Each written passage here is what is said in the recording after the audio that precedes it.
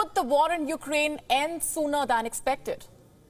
I know we have been asking this question for quite some time now, but some unexpected developments have forced us to ask this question again. Developments like these: Alexander Lukashenko inviting the American President Joe Biden to Minsk. What for? To end the Ukraine war. For the unversed, Lukashenko is the president of Belarus and one of Vladimir Putin's closest allies. In fact, they are best friends of sorts.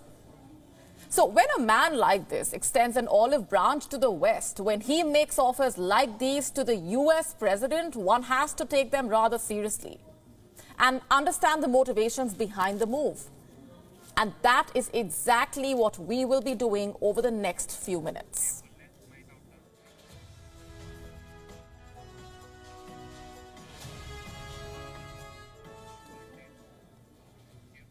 To start with, what exactly did Lukashenko say and where exactly did he say it?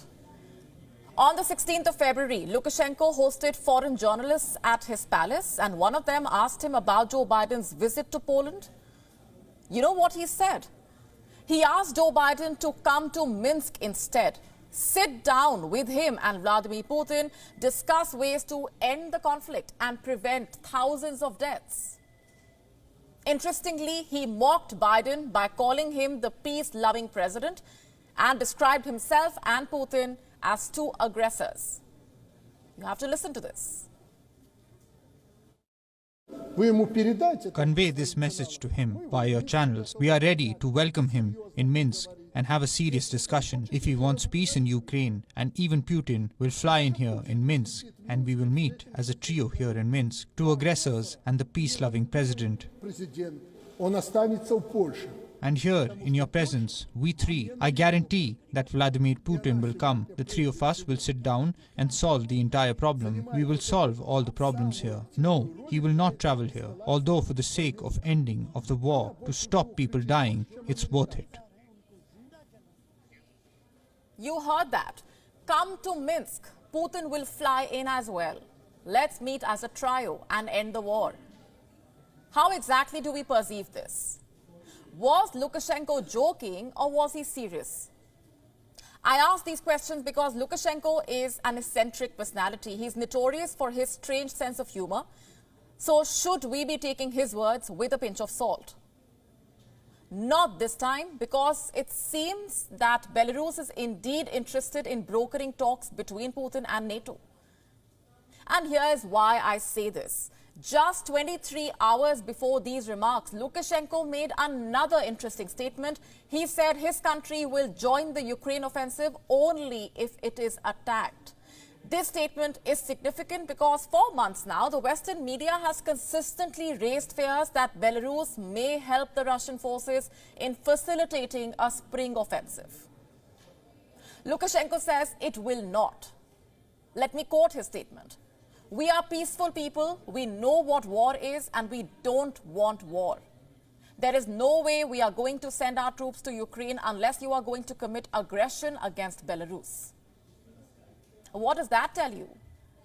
That Belarus is definitely not in favor of extending this war, but is it speaking for Russia as well? Is Putin really in favor of talks, as Lukashenko suggests? Last we checked, he had turned Biden's offer for talks. This was in December 2022. Biden had made a peace offer. He said, let's sit down. Putin did not want to do that. What about this time around? Well, he has had a change of heart. Have a look at this report. It's from a Russian news agency. It carries a quote from the Kremlin spokesperson, Dmitry Peskov, who has said that Putin is indeed ready for dialogue. But Washington is not. I am quoting once again, President Putin is always ready for dialogue with the Belarusian president, who will be in Moscow today. This is a new initiative by the Belarusian president. You probably heard the White House stating that the US president is not planning any other stops in addition to Poland. So it is unlikely that Washington will respond to this initiative. That's a very interesting statement. The question is, what is making Putin have second thoughts? from refusing to talk in December to now being open for dialogue in February. What happened? How exactly did his views change in just 2 months? Is he slowly growing tired of this war? Or are the forces convincing him to end the war? I'm afraid there are no easy answers to these questions. Here's what we think. This war is becoming increasingly expensive. It is causing economic ruin on both sides. The EU economy is one major escalation away from recession, and Russia also has managed to avoid an economic debacle. But it is slowly losing the means to sustain this war. The country's budget deficit has surged to astronomically high levels. So both sides are in dire straits, both are suffering losses, and this explains the peace offers that are being made. Can these offers yield something significant? Will Biden and Putin ever sit down for talks? We say it's high time that they did.